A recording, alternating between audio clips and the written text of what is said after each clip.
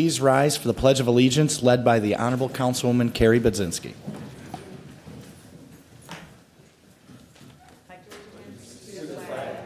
Of the United States of America, and to the republic for which it stands, one nation, under God, indivisible, with liberty and justice for all. Thank you, Councilwoman Budzinski. Good evening, everyone. This meeting sets the agenda for the 2018 regular meeting, which is a voting meeting that will take place on Monday, June 2nd, where tonight's items will be officially voted on. I will note that we are missing Councilwoman Toy. And with that, I'm going to jump right into audience communication. The council has set aside 30 minutes for items that are not on the agenda. If you'd like to make your way to either podium, name, address, you got 3 minutes. Mr. King, floor is yours. Thank you. Steve King, 33950 Coventry. Okay, a couple of things. I ran out of time. I wanted to thank Carrie for giving up her coffee meeting time to all the candidates, and all the candidates feel exactly as I do. We're very appreciative of that. Thank you. Really went above and beyond. I went to the committee of the whole meeting about the blight, Plymouth Road, and the thing that stood out at me, House of Denmark closed for 17 years.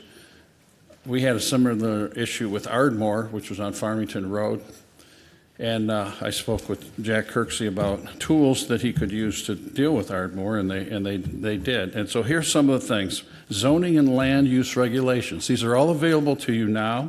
Building codes and inspections, property maintenance codes. Here's one that you do not use and you should. Public nuisance laws that allows legal action to compel property owners to do things. Land banks, Detroit's been very successful with that. And the ace in the hole is eminent domain. That's what they used on the Ardmore. I told Jack, eminent domain, that's what they did. They moved them off this, and they have homes over there now. So I'm just so tired of hearing there's nothing we can do. There's lots we can do. Okay, I don't know if you saw the Livonia Today, the magazine. I just wanted to call attention to Chicane, Soonan's new restaurant.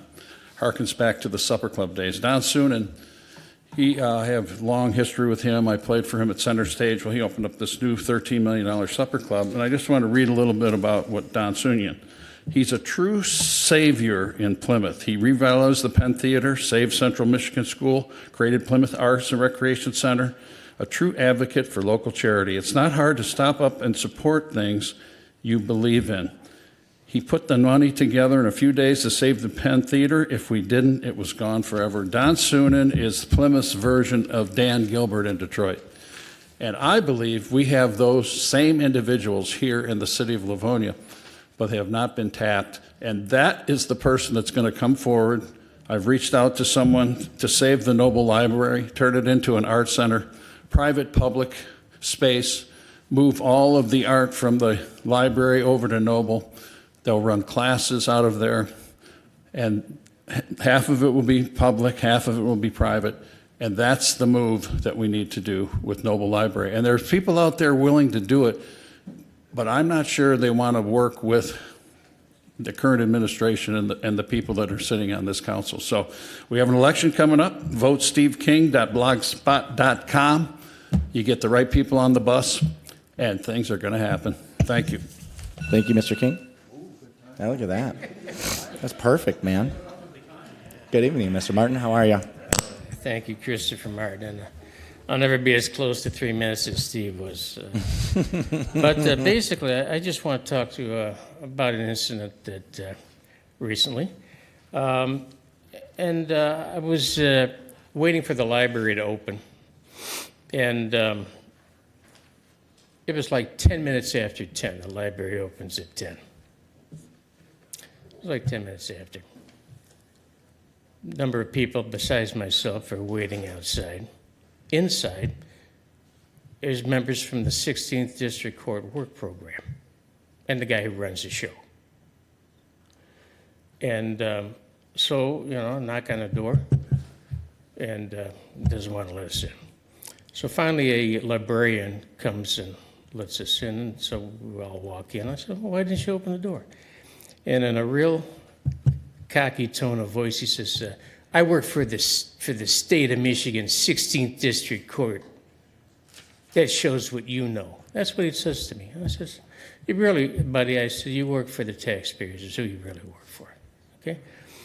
Now, that was one occasion. Okay? The next occasion is they're in there again, sorting books, because they do help out on the book sale.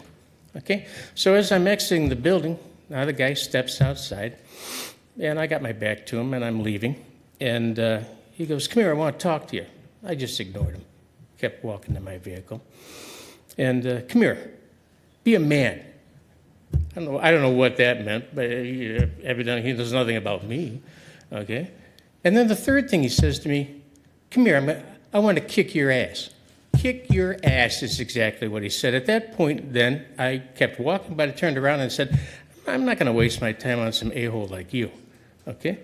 And so I'm relating another story of the way people are treated in this city.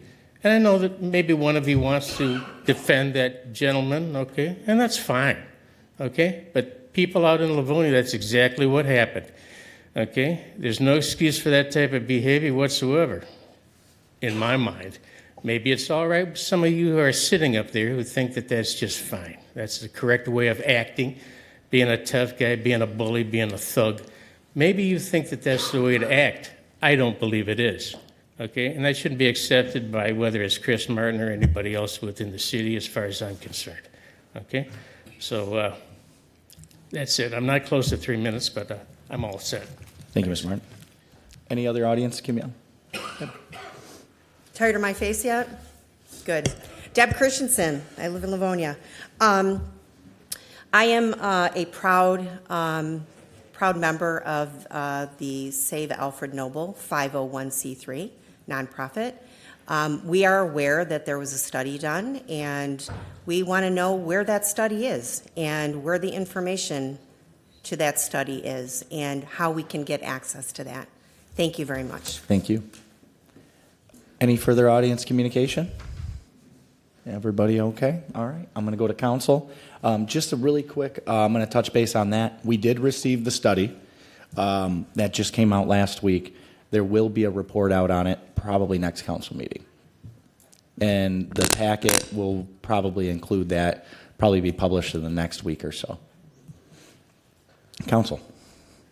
Councilwoman Budzinski, the floor is yours. Yes, just to follow up on the Noble, it is in the Economic Development and Strategic Planning Committee and I will be scheduling a meeting for it. We're just looking to have the experts who helped with the study be able to attend the meeting so that it can really be a productive conversation with the experts. And so as soon as we have those dates set, I will schedule that meeting to go over the report, although, as noted, it may be available before the meeting is scheduled.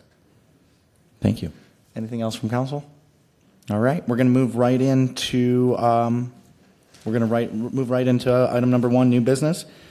Start off with a block party. Comes to us from Jasmine Cohn to be held on Tuesday, June 5th, from noon until 2 p.m. Between 14926 and 14987 Alexander Street. Good evening. Hello. So tell us a little bit about. Are you sure only 2 hours? So, yeah, we want to do an end of the school year party Okay. for when the kids get right off the bus or get picked up. Just have some hot dogs, water balloons, Capri Sun, and then wear them out and send them home. I think that's. Yeah. I think that's awesome. Yeah. So it's only half of our block, not even half. So that's we. I just look at 2 hours. I'm like, do you just want 3 just in case? You want that? maybe, but No, I I think think 2 is I'll fine. be done after 2. All right, perfect. Well, council, do I have a resolution?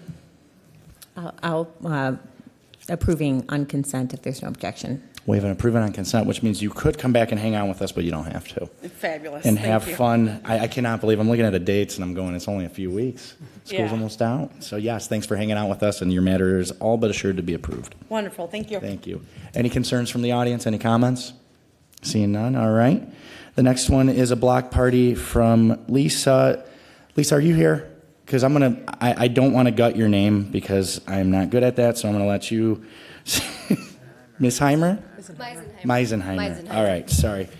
So we have a block party request to be held on Saturday, August 23rd, 2025, from 1 o'clock to 10 p.m. on Rayburn Street between William Street and Levan, with a rain date of Saturday, September 13th, 2025.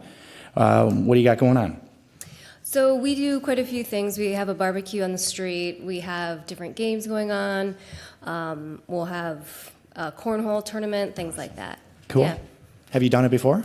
Yeah, I think it's been going on for about 10 or 11 years. Oh, man, sorry. Yeah. Well, I should be used to it, but no, honestly. that's okay. Councilwoman Budzinski. Yes, I was just going to motion for approval on consent if there's no objection. And I also wanted to just add, for those who don't know, we do have a neighborhood grant program. So for like no neighborhood block programs or beautification, you can apply for up to $500. And the deadline for this is May 31st. And then if all the funds aren't used up at that May 31st deadline, there will be a second application period midsummer. So just in case you guys haven't used it before, it could be a way to help, Yeah, I liven up the appreciate party. you mentioning that. I'll check it out. Absolutely. And we have that rain date set aside too. Is that? Yep, your rain date was in there for September 13th. Okay, wonderful. You're all good. All right, thank you. Any comments from the audience on this block party? Seeing none? Go have fun. Thank you. Thank you. All right, moving on to item number 3 is a reappointment of Rhett Gronevelt to the Plymouth Road Development Authority from the Office of the Mayor in reference for a 3-year term which will expire on May 16, 2028. Mr. Tomina, you just want to, we all know Rhett. Honestly, we might just want to ask him some fun questions if, if you want to touch bases for the Very millions briefly, of viewers at home. Brett, I believe you appointed to serve the Yes. term for John Hiltz. Brett is principal at OHM, very involved in the community, sits on the PRDA currently, active there, and yes, he gets our full endorsement. Rhett's for usually reappointment. here at every meeting anyways. He's He's back there. Councilman Donovan. Thank you, Mr. President. I was going to ask Rhett some specific questions on roundabouts and technical theater engineering, but I'll leave that out. Rhett is a really good engineer and works with OHM right here in Livonia. They're on Plymouth Road. They do amazing work for the city of Livonia, for communities all over the place. So I think it's pretty important that he stay on the PRDA. I think it's also important that we have people with experience on these boards and commissions. People that serve on these boards and commissions should not just be random people that are appointed, but people with subject matter background and experience. And someone like Rhett brings that to the PRDA. And Livonia is fortunate to have a lot of experienced people on our boards and commissions. And I would say he's probably one of the more experienced ones in the area. So I'd like to offer that approving on consent if there's no objection from my colleagues. We have an approving on consent. Any, Councilwoman Budzinski? Yeah, I just wanted to recognize Rhett. He did attend the committee meeting on the Plymouth Road that we held, and I just really appreciated having that representation.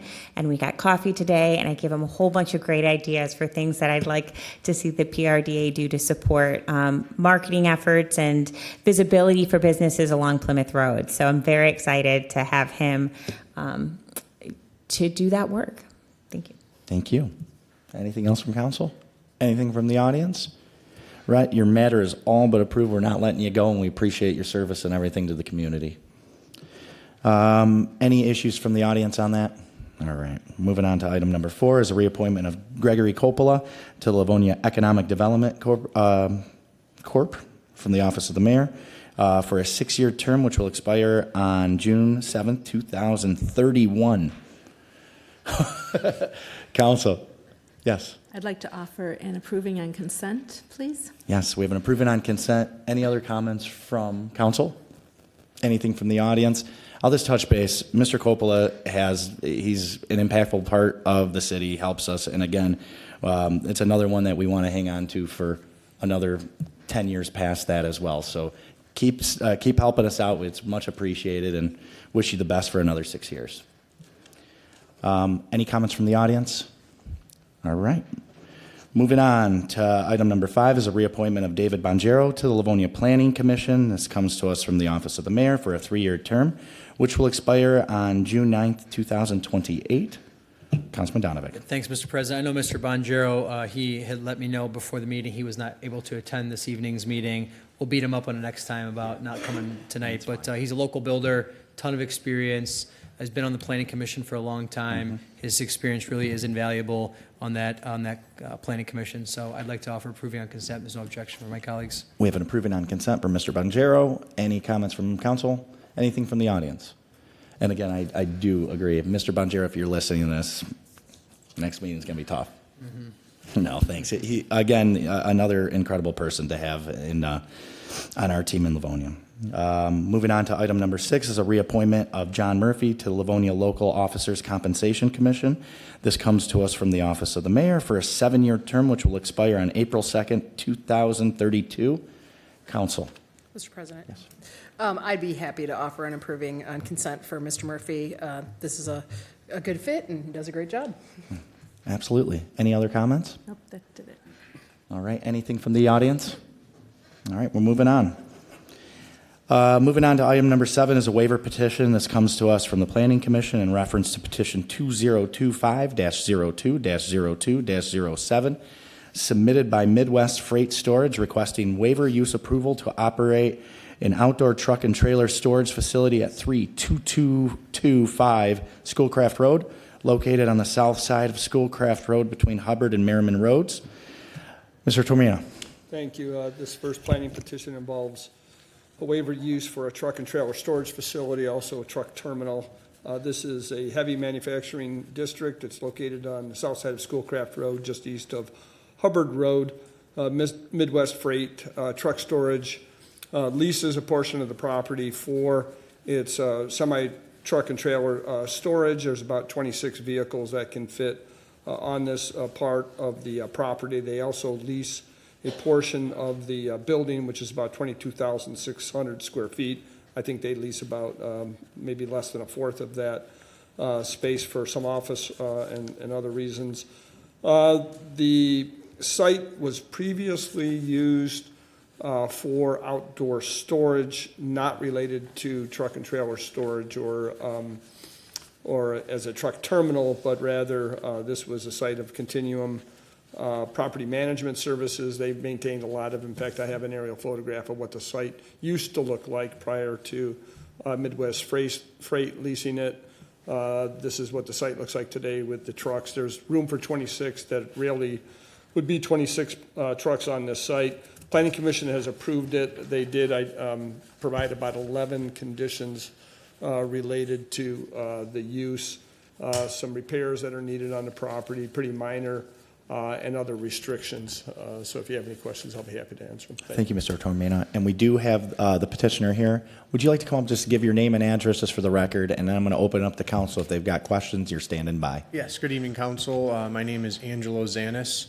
I am with Seaway Realty Properties, LLC, which are the building owners of the address.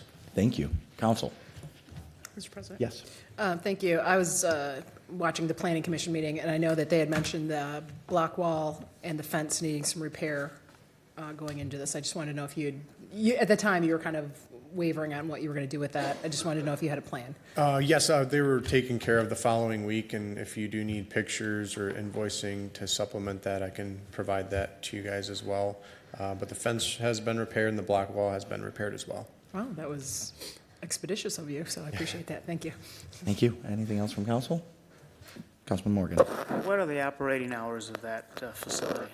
They typically start around 6:30, 7 o'clock in the morning, and we'll get some type of between, I would say probably 5 and 6 o'clock would be the last trucks that would come in during the daytime.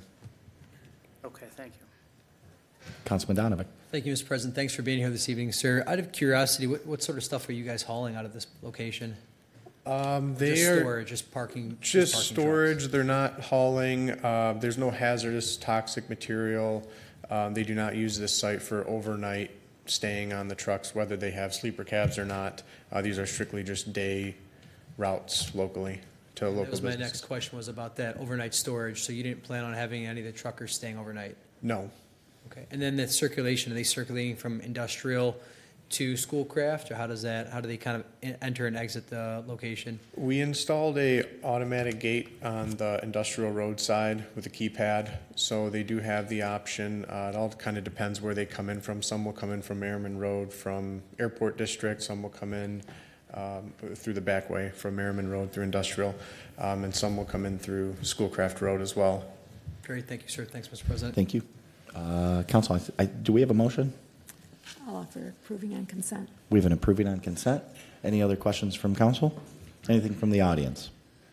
So right now you have an approving on consent. Thank you it makes it easier when you take care of those things and the questions. So Yeah, and if you do need the information, I'm happy to provide no, I that. appreciate that. Right now your matter's on consent, so it's all but assured to be approved. Good luck. Thank you. Thank you, sir.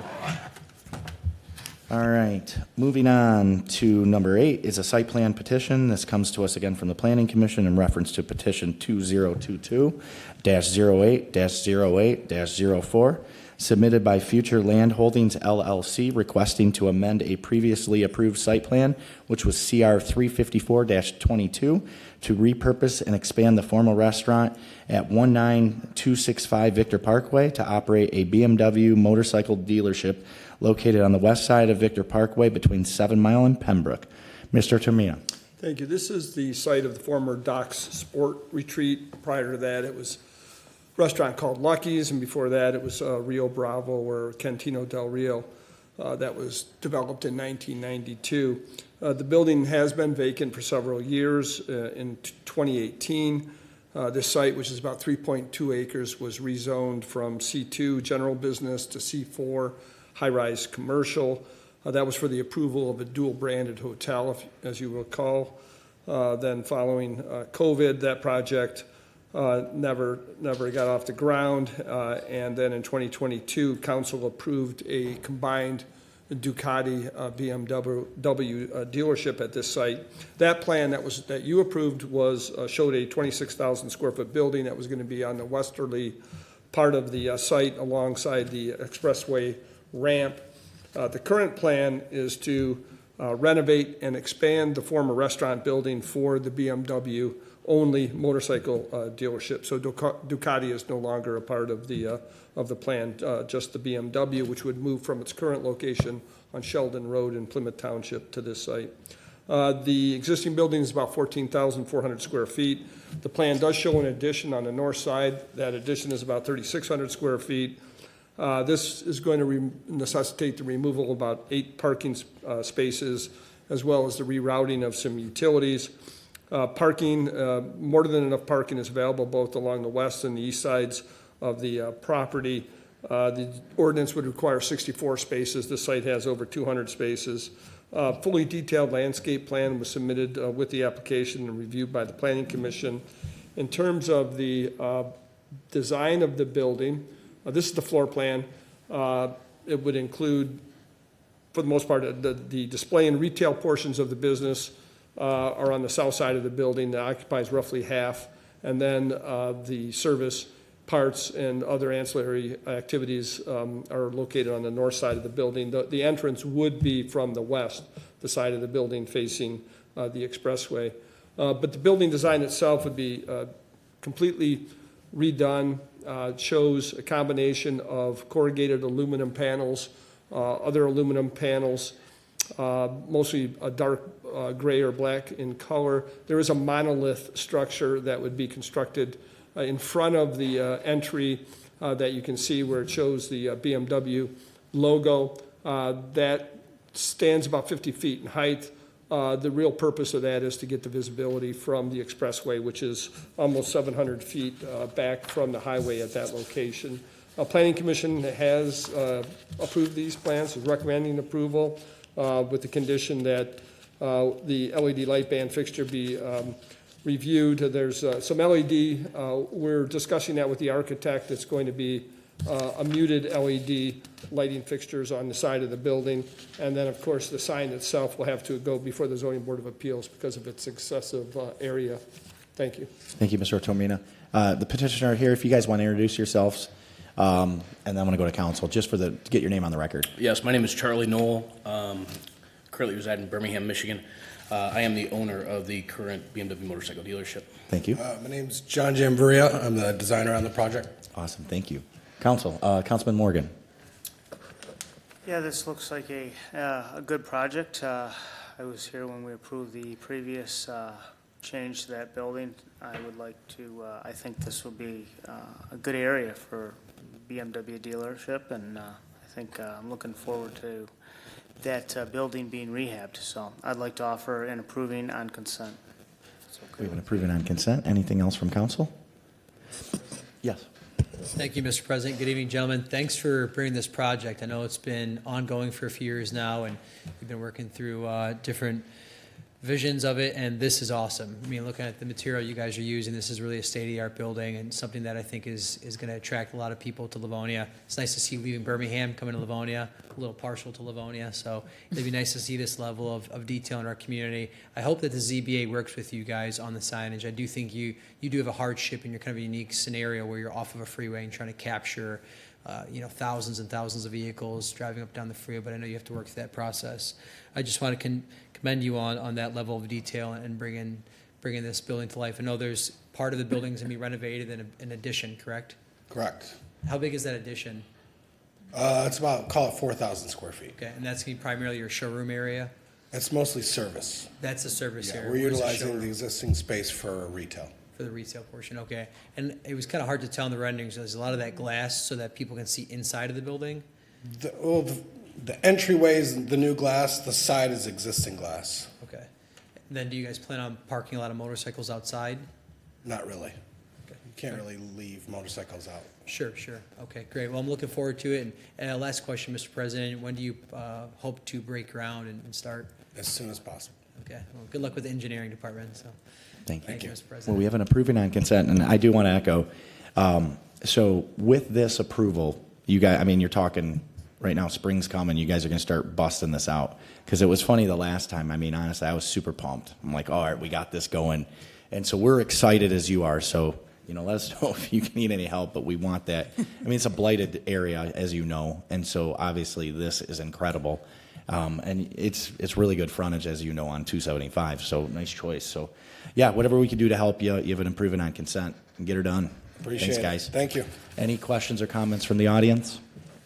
Seeing none. We're going to move on to item number 9 is a site plan petition. This comes to from the Planning Commission in reference to petition 2025-03-08-03. Submitted, this is Johnny's Express Car Wash requesting approval under consent judgment case number 222 CV-12734 to construct a car wash facility at 30207 Plymouth Road on the south side of Plymouth Road between Middlebelt and Milburn. Mr. Tomina. Thank you. Just a point of clarification, this is not coming to you by way of the Planning Commission. This was part of the consent judgment case with Middlebelt Plymouth Venture, wherein as part of that settlement, the approval was granted for the car wash. It was subject to an approval process that included the planning department review followed by a city council. We have conducted that review and issued the planning department's final approval. That paperwork has been supplied to council. I think the full analysis is included in your packet. But just to roughly go over the plans that have been approved by our office, this is a site that it's the former Huntington Bank branch located on Plymouth Road at 30207 Plymouth Road. It also includes a portion of the property at 30273 Plymouth Road. That's the site that includes, that lies adjacent to this, includes the LA Fitness and a vacant parcel behind that. So altogether, it's a little over 1 acre with 162 feet of frontage on Plymouth Road. The car wash itself is about 5,700 square feet. This is zoned C2, so it would otherwise be treated as a waiver use. The building complies with all of the setback regulations. There would be 3 service lanes that would provide access to the building for persons getting their cars washed. That would be on the west side of the building. As you can see, the traffic would loop around to the south side, enter the building from the south side, and then exit, where they have the option of either going back out to Plymouth Road via connections to the adjacent drive aisles or circling back to where the vacuums would be located on the east side of the property. We reviewed the landscaping. There was a number of changes that were made to the plan as a result of our initial review.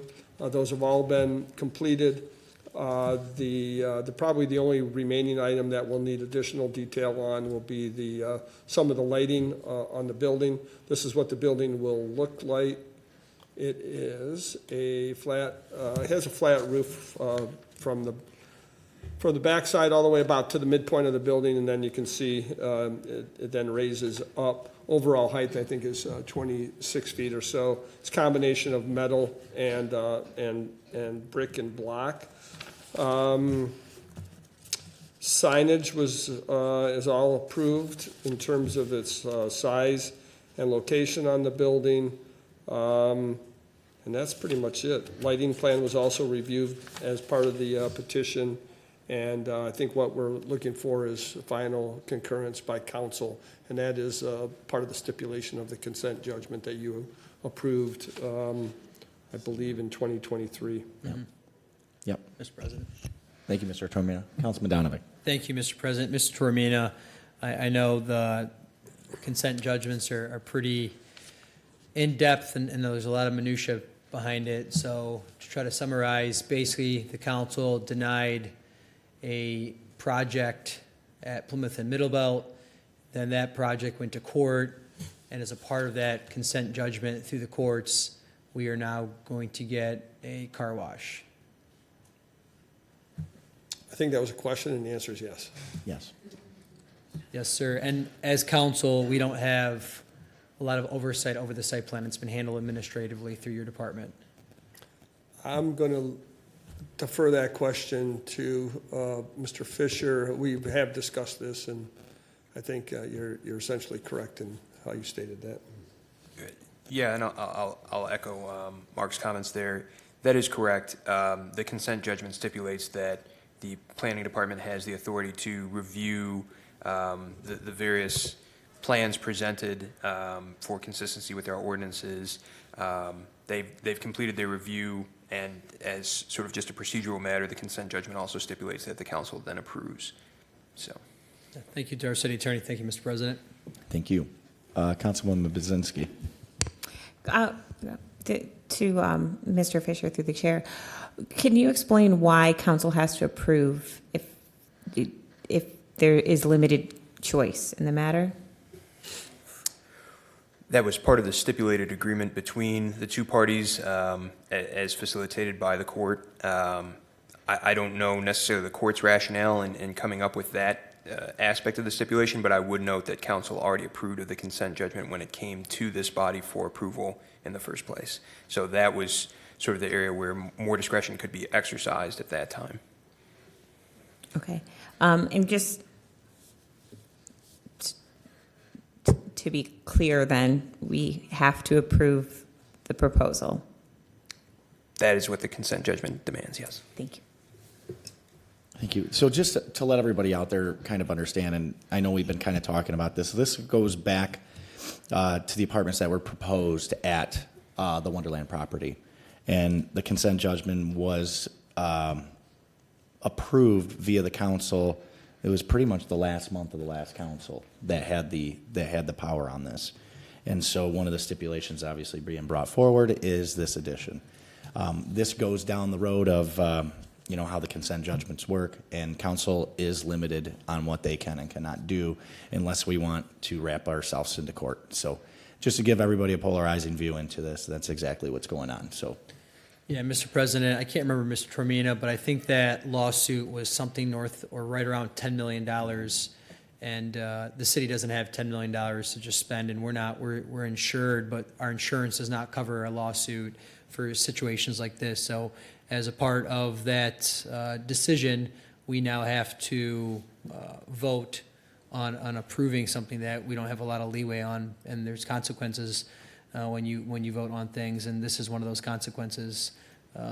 Council may or may not be getting something they want, but developers have legitimate rights to develop their property, and when the council denies them, there can be consequences. So this is one of these situations. So I'm not necessarily excited about a car wash, Mr. President, but it is our job and our obligation to do what the courts say.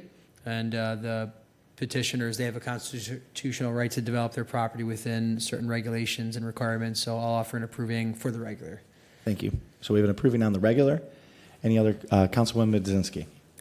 I just could, we have the petitioners come up and just Yes. introduce them to the community. Hi, how are you guys? If you could just come up, name and address just for the record. Yeah, how you guys doing? Good evening, council members. My name is Joe Delmont. I'm with Stonefield Engineering and Design, the civil engineers in the project. We're located at 555 South Old Woodward in Birmingham, Michigan. With me this evening is Jonathan Twaney. He's the applicant and the future operator of the car wash, as well as Eric Fix and Dave Johns from Showsack, the current property owners.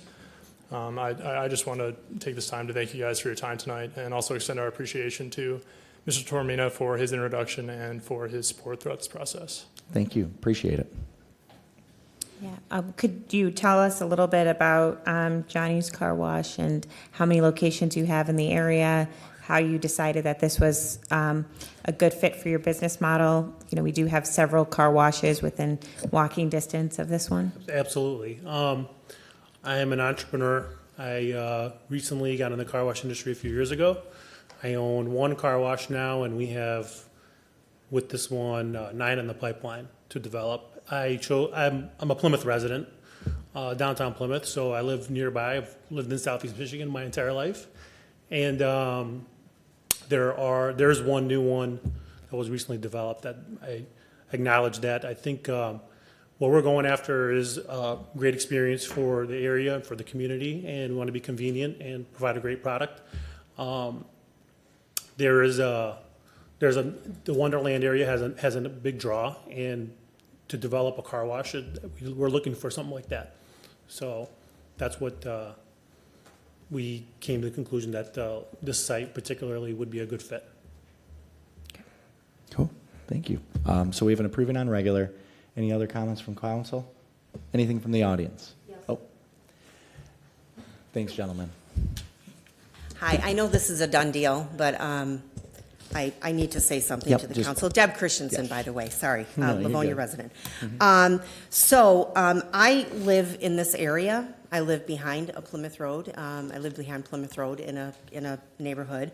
So the approximate 5 miles from Levan to Middlebelt, just east of Middlebelt Road, there are there's a Zack's east of Middlebelt. I'm going to go over them with you. There's a Zack's car wash east of Middlebelt.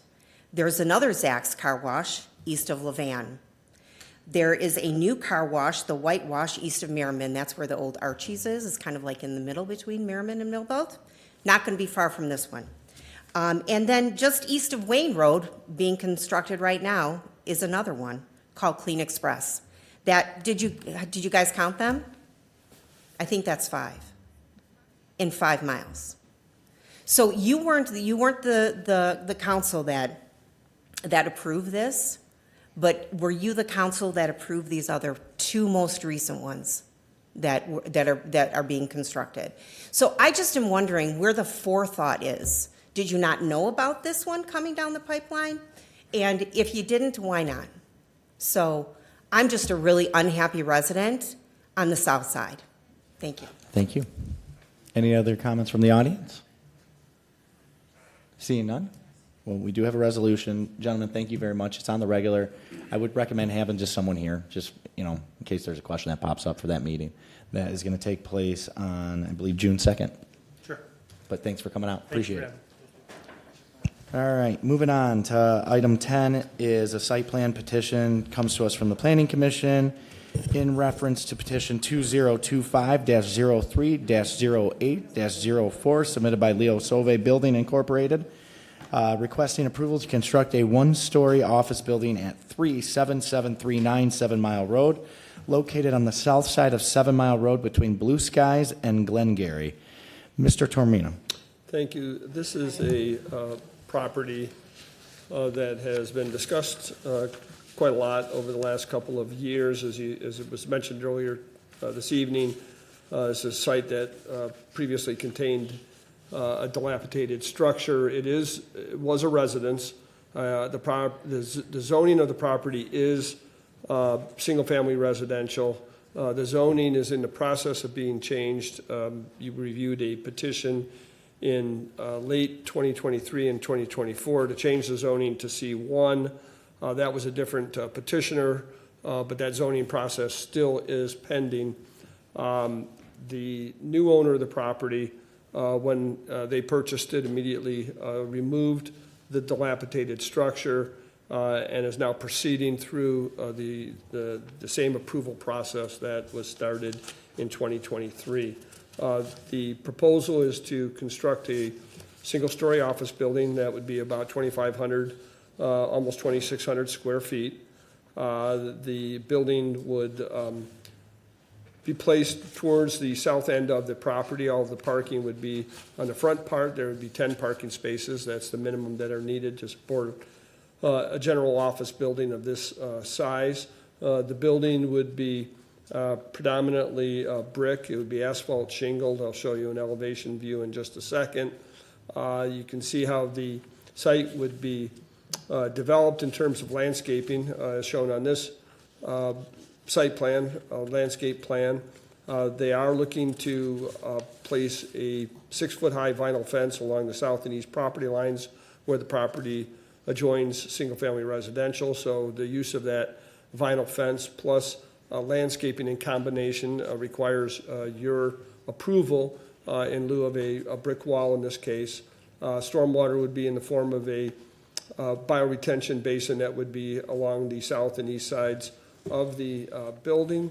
There would be a single access point to the site off 7 Mile Road, and the building, as you can see from this rendering or elevation view, would contain a hip roof, front entrance, and the floor plan shows how it could be divided into 2 potential spaces with a basement below with storage. I'm not sure that it's been determined officially whether or not there'll be a basement, but if there is, it would be limited primarily to for storage purposes. Thank you. Thank you, Mr. Termina.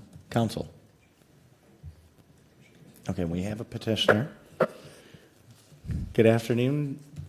Good evening. Good evening. Joe Ida, 12283 Merriman Road. This looks like a great project.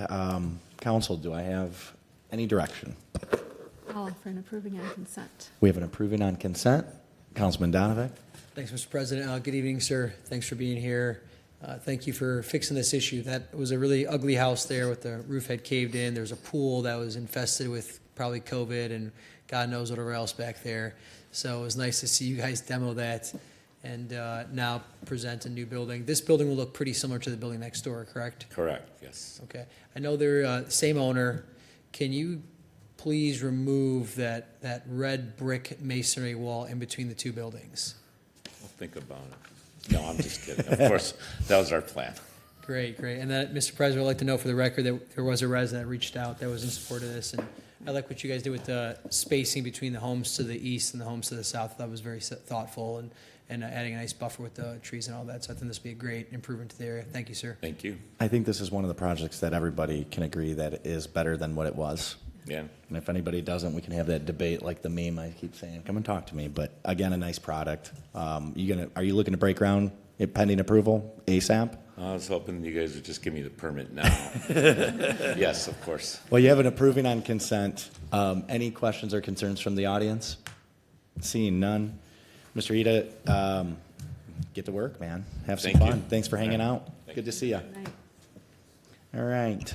Moving on to item 11 is an award of contract. This comes to us from the Office of the Mayor in reference to pre-construction services in a not-to-exceed amount of $78,312 for the new police station facilities from budgeted funds. Council? Or who's the representative that would probably, do we have anybody that's going to, oh, hello, gentlemen. Good evening, Rick Erickson, Plant Moran Real Point. Hi, I'm Kyle Oberdorf, Senior Project Manager for Granger Construction. Perfect. Any chance to kind of take us through this expenditure that we're looking at? Absolutely. So the city of Livonia currently has an engagement with Hobbs and Black, who's the architect for the new police station. So they're currently in design phase right now, wrapping up the very first phase, which is schematic design. And then they'll be going through a couple additional phases, so design development and construction documentation. One of our challenges or charges to the AE, and speaking as an AE, is one of the biggest challenges we face is design to budget. So as they're going through each step of the design, it's imperative to have a CM on board that provides those cost estimating services. So we'll have a gate at the end of schematic design where the CM will develop a cost estimate to let us know we're on track. If we're not, we pause, we do a little bit of redesign. And then once we have everything aligned, we move through the next phase. And at the end of design development, we do the same process. So we'll do a little more detailed design based on the level of detail that's in the drawings. Make sure we're on budget. If we're not, we'll pause, do a little bit of value engineering, get things on track, then move into construction documentation. So cost estimating services is the primary benefit of having a CM on board at this point, but they'll also provide input on constructability review, input on potential impact of tariffs, long lead items on mechanical electrical systems that might be favorable for meeting our project schedule. So that's kind of the high-level overview. Thank you. I have one question, if I may, if you guys want to. So schematic design, right? We're pretty much, I think we're in that right now, correct? Yeah, so Hobbs and Black is scheduled to wrap up schematic design within the next 2-3 weeks. All right, so my concern is, and obviously the elephant in the room is the citizens haven't voted on this yet. And so looking at this, to me, it's the cart before the horse in some theories. I know you want to bring on the CM, especially to look at any VE before you get to the end of the project. And so I'm very hesitant on this. While I would love to see the synergies, $78,000 is a lot, in the grand scheme, not in a $150 million bond, but I would, the A&E is one thing because you can get designs, you get through schematic design, but me personally, I don't know how much further you'd want to go outside of schematic design before we have assurances that the bond will pass, and then jump into design, contract in DD, and then start making your bids. The question I do, and I didn't see it in this packet, but the big thing that's troubling me with most of the site is, have we done any geotech in the back yet? So we have our geotech kickoff next week, so we are starting to do soil borings. That's like the biggest, because obviously if we don't, but I'm leery, guys. I would love to do that, but without, if this bond doesn't pass, or millage, wherever we're calling it, these funds are gone. They're gone. So I'm going to open it up, Councilwoman Shield. Thank you. When would this person start? Immediately. So you're looking for someone to hire immediately? Yes, so yep. And these costs were in the breakdown of the costs that we received when we were looking at the funds? That's correct. Okay, thank you. That's my question. Thank you. Councilman Donovan. Thank you, Mr. President. Thank you, gentlemen, for being here this evening. You are our owner's rep through Plant Moran. So you are the person that's out in the market, on the streets, talking to the developers, talking to the vendors, pitching our project, looking at the numbers of the project, making sure it's feasible, doing all the heavy lifting behind the scenes and bringing it to the administration, correct? That's correct. Of those contracts, we've approved 9 contracts. We've approved technology consultants. We've approved property line, easement, title drawing. We've approved a construction manager, which is what Granger is, a construction manager, correct? That's correct. We've approved a construction manager for City Hall.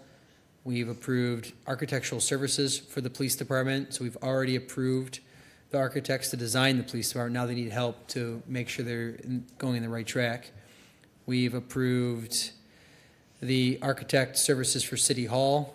We've also approved the master planner for the entire Civic Center project. We've approved the traffic study consultant. We've approved the land survey consultant, which is who will be doing the geotech and soil borings and whatnot, correct? That's correct. And then we've also approved the civil engineer, OHM. So we've approved roughly, I'm trying to get my numbers correct here, we've approved projected current commitment $8.1 million.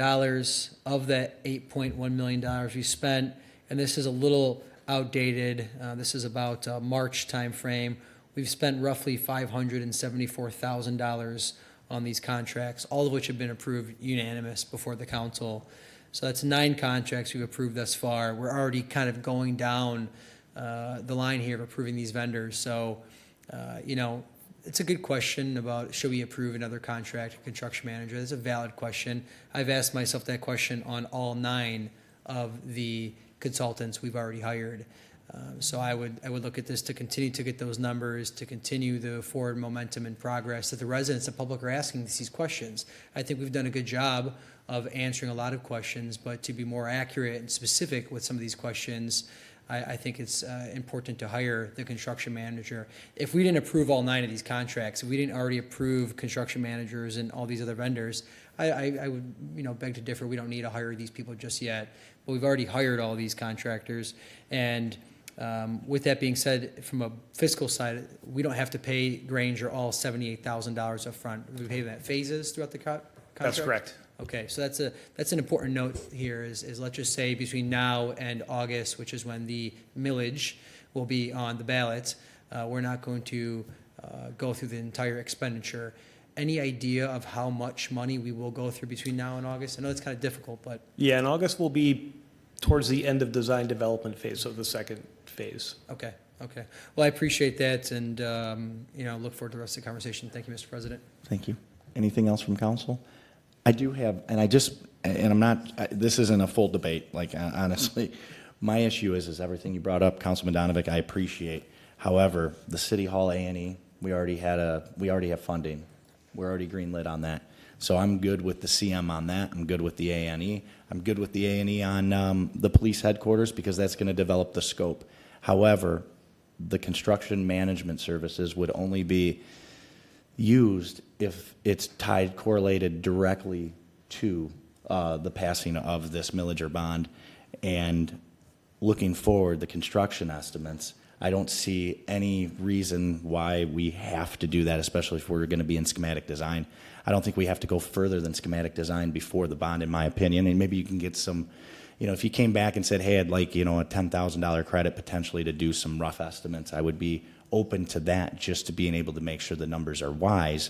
But going down more of a construction document shouldn't be even on the table until such time that the funding is allocated by the vote. That's just my opinion.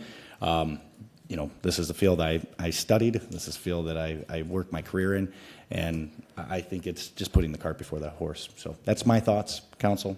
Mr. President. Thanks, Mr. President. Our Finance Director here.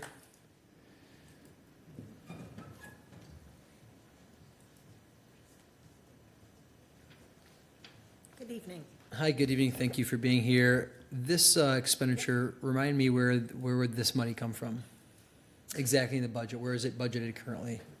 So these dollars would be initially paid for from funds that exist within our capital project fund to be refunded from bond proceeds if that were to move forward in the future. Okay, and would you estimate roughly, maybe, I kind of asked the representative from OHM, would you estimate maybe $20,000 to $30,000 we'll spend between now and the August primary, or maybe that's a question for? That would really be a better question for Mr. Erickson.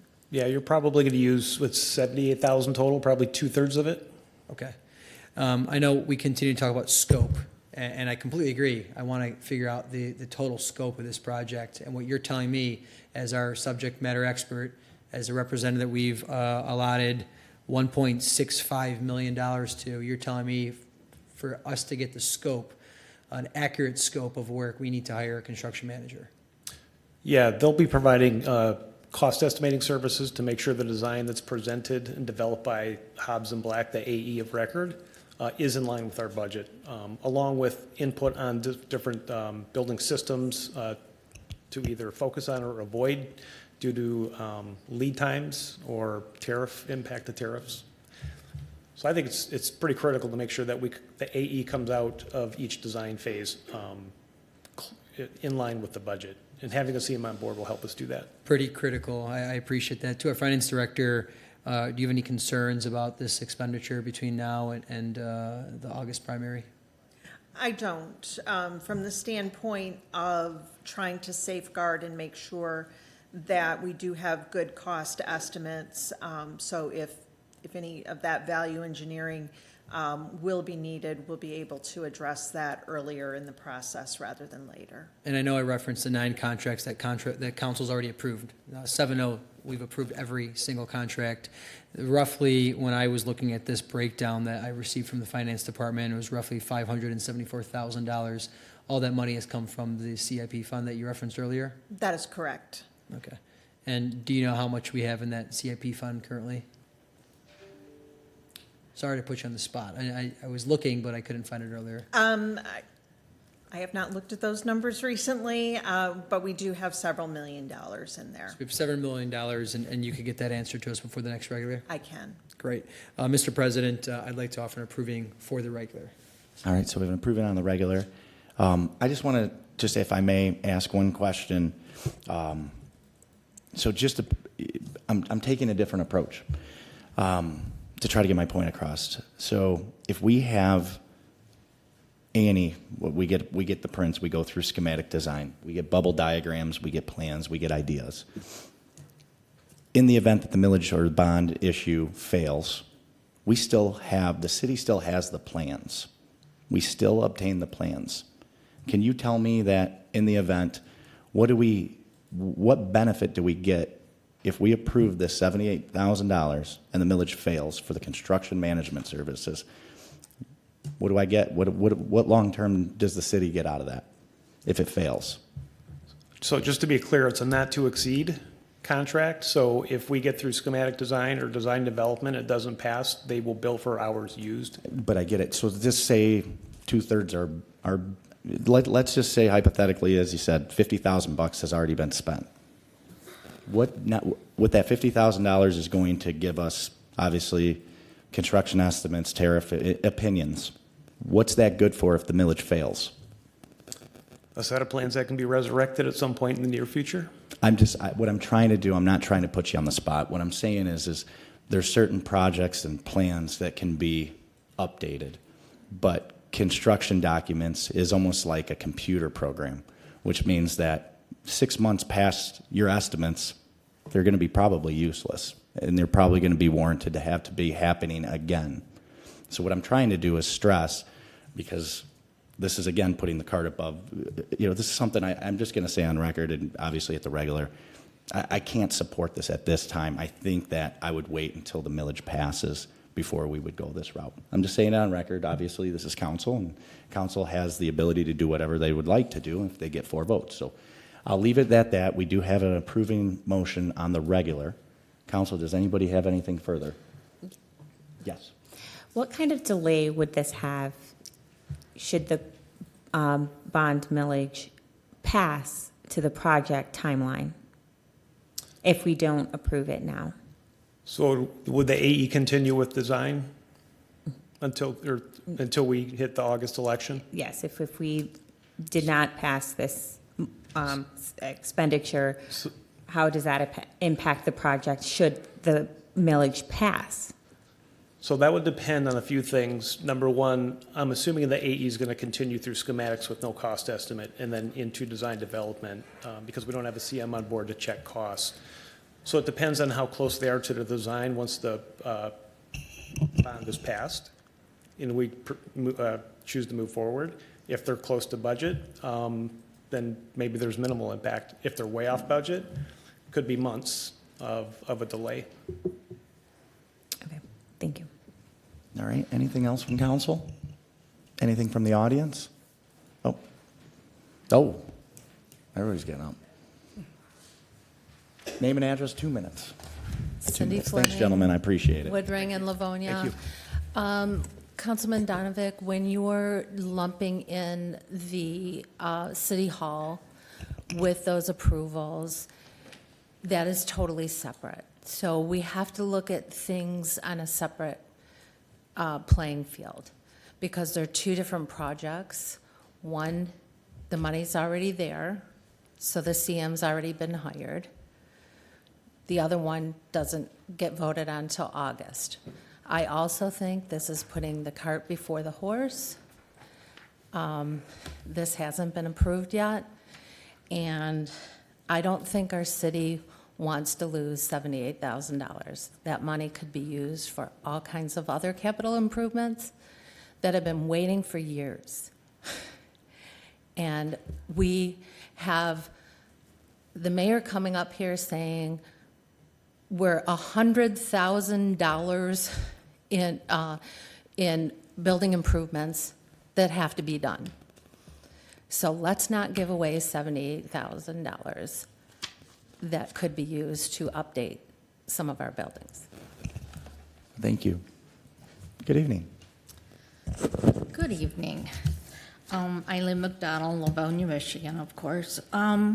Question, since I don't know this information or where this information can probably be found, but did all the services, were they put out to bid? How were the contractors, how did you find them? How were they vetted? Was this just through Plant Moran, or how did that happen? I can, if I may. So the process goes through Mitten, mitn.info.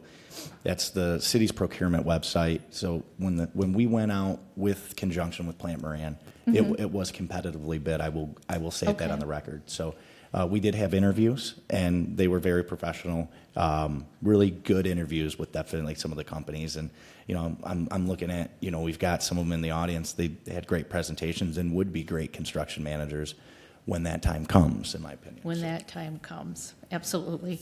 And I do agree with that. We should wait, Thank you. Thank you. Hi, my name is Jenny O'Connor. I live on West Chicago. I'm a current city council candidate. I live on the south side of the city. This is the industry I work in. I work on large-scale construction projects. I've worked with some of you folks, your companies. I've worked with some of the companies you're talking about, and I have to echo Brandon's sentiments. This is putting the cart before the horse. This is not how project processes work. You don't issue contracts for developing designs that don't have a budgeted project fund. So I just want to echo Brandon's sentiments. I think that this is premature, and I think it needs to wait until after the bond proposal has been approved by the public. Thank you. Thank you. Good evening. Hi, Lynn Mills, Plymouth Road, the non-blighted section. Thank you, Councilman, but sorry. Thank you, Council. I was there the other night, anyway. I came tonight not knowing this was on the agenda. I was happy. Now I'm a little, this is very frustrating. A lot of Livonia is very angry right now that this is even going on the August ballot. If this right now gets voted and approved, you're going to have a lot more angry boomers and other people upset with city council. We are paying attention, we are taking notice, and I'm encouraging everyone to vote this down. Thank you for paying attention and listening. Thank you. Any other comments? Councilwoman Budzinski. Yes, I just want to take that opportunity. It's something that I've mentioned before at my coffee hours, but I didn't take the time to mention it during one of our official meetings as it relates to the August millage and why I think it's really important that it is on the August ballot. We do our budgeting in August. We need to pass a budget by November. It's very hard to budget when you don't know what money you are working with. It's going to be very important that we understand where the city stands, because we do have, as earlier noted, nearly $100 million in capital improvements that are needed in buildings across the city. And, this bond will allow us to address critical infrastructure needs in the city of Livonia for our public safety and for our Civic Center campus. If we don't know what we're working with, it's going to be very hard to strategically fiscally responsibly plan for the city's future. So I do, since it was brought up about August, want to say why I think it's really important that we have the vote then. We do have, what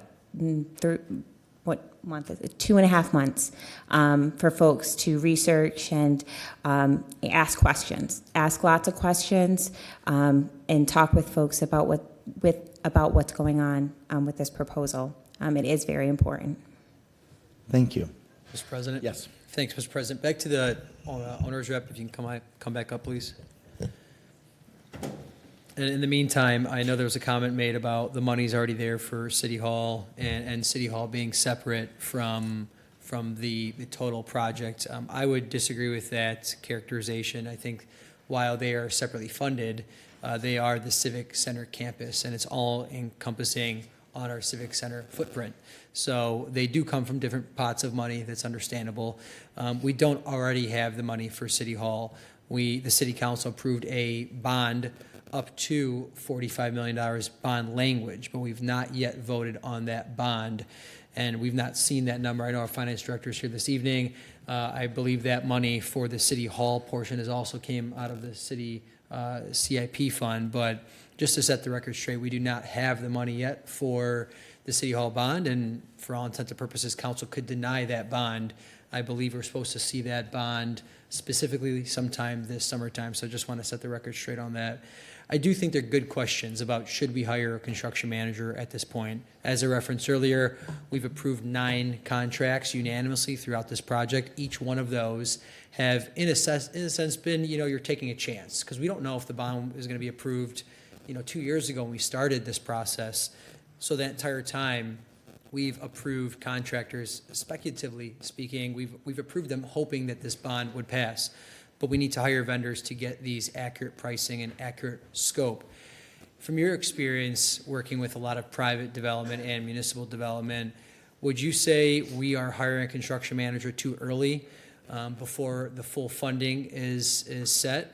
Or do you think it is kind of par for the course to hire a construction manager to get that full scope and depth of the project? With having an AE on board, we would almost always have a CM on board by the end of schematic design. That's fairly standard practice. So we are following the fairly standard practice that you would do in any project, whether it be private and or commercial, because there is a difference there, right? Private development, I go buy a plot of land, or maybe I'm speculatively looking at it, I want to buy it, but I didn't buy it yet, but I'm going through my process, working with investors, so that's different. This is the public's money, and we should have public scrutiny over these dollars. Again, we've spent north of $575,000 already on this project. We've approved roughly $8.1 million in contracts. So we don't spend all of the money up front. We spend phases or portions of it. So I do think the money is warranted, the questions are warranted, but we've already been spending money. We've already approved 9 contracts. And I think if we're going to get the full scope of this project and the full budget for this project, we're at the proper time. I know a lot of people have never worked in construction, but they have opinions on it, and that's okay. But you have done this a lot, and I'm going to defer to your opinion. That's why we hired you guys. Thank you, Mr. President. Thank you. All right, I want to add this caveat. All right, same question that Councilman Donovic asked you, and I agree, schematic design, you'd want to bring your CM after. Would you bring in the CM if you didn't have project funding? And you can plead the fifth on this one if you would like. It depends on the situation. Okay. Thank you. Any other questions from council? Anything from the audience? We do have an approving on regular. We'll see you back here on the second. Thank you. All right. Number 12 is, I already went to, I went to the audience. Sorry. Item 12 is a request for approval of the CDBG Annual Action Plan for the 25-26 Community Development Block Grant Annual Plan and Budget, and request to approve hold harmless contracts between the City of Livonia and First Stuff Fair Housing Center of Metropolitan Detroit, Wayne Metropolitan Community Action Agency, CARES in Farmington, Cruise Clinic, Stonebrook Counseling. This comes to us from the Livonia Housing Commission in connection with the operation of a domestic violence victim assistance program for the purpose of providing fair housing, providing utility assistance and food assistance provided through the Community Development Block Grant. Madison, you did this on purpose because you know I can't read that well. Yeah, I wanted you to have to read a No, long I one. mess. It's great to see you. Tell us a little bit about this. Yeah, so Madison Biertness, here for the Housing Commission. So I'm here tonight for our 2025-26 annual action plan. Here you have an estimated amount of $325,631 that we would receive in Community Development Block Grant funding, which is what we received last year. However, in the meantime, in putting this on the agenda, we actually received our official notification from HUD for how much we've received. So we received a little bit more than last year. So we received $343,617. So about an $18,000 increase from last year, which is a good thing, a little bit more money there. So this year we will be continuing with our major and minor home rehab programs, our acquisition of tax foreclosed properties. We have some money budgeted for some book lockers for the library, as well as our mental health counseling program, First Step, our utility assistance program, some small business grants with our economic development department, some funding for CARES for food assistance, as well as senior transportation, which will fund a lease for a bus for the senior center to provide transportation to events for the senior center. Thank you. Councilman Morgan. Yeah, these are all great programs, and they benefit our community and our residents here. So I'm going to offer an approving on consent. It's okay with Thank you, Councilman Morgan. Any other comments from council? Anything from the audience? Madison, you got a consent. You're good to go. We appreciate that. Thank you. Thank you. Any audience communication? All right. Moving on to item 13 is a request to approve an intergovernmental agreement between the Charter County of Wayne and the City of Livonia. It comes to us from the Department of Parks and Recreation for a grant of $140,519 to be used towards the redevelopment of Sheldon Park. Mr. Davis, hi. Hi. How are Thank ya? you, Council President McCullough. I'm good. I want to take a brief moment to wish a happy birthday to our second youngest. He's 19 today, finished his freshman year of college. And he's Can't believe watching right 19. now. I'm sure he's watching. From Happy home. birthday. Yeah, Parker, I'm sure he's glued to the computer right now watching I would this. be. Yeah, he's pretty normal, unfortunately or fortunately. He's a good kid. Despite his upbringing, yes. I mean, our ratings are through the roof, so. They are. It's a big deal. He did have Melissa, but he had me as well, so there's one arm tied behind his back. We do have a grant before us, an intergovernmental agreement with Wayne County. I'd like to thank District 12 and Glenn Anderson for this. This is an every other year grant we receive from them, where we receive all of District 12's funds. We worked out this arrangement with Mr. Anderson. $140,519. We'd like to use this to the redevelopment of Sheldon Park. I hope to have additional funding sources coming forward very soon for the redevelopment of this park, and we are working on design documents as we speak. So again, asking for approval for this. The total project cost we anticipate right now is about $5 million on this project. So $100,000 from Penske, thanks to Councilman Donovic, $140,000 thanks to Wayne County. We are slowly chipping away, but we need obviously a bigger number, so we're going to bring that forward really soon. Happy to answer any questions council might have on this. Thank you. Council. Yes, I'm very excited about this project and have great confidence in your ability to close the gap. So I'd like to offer an approving on consent.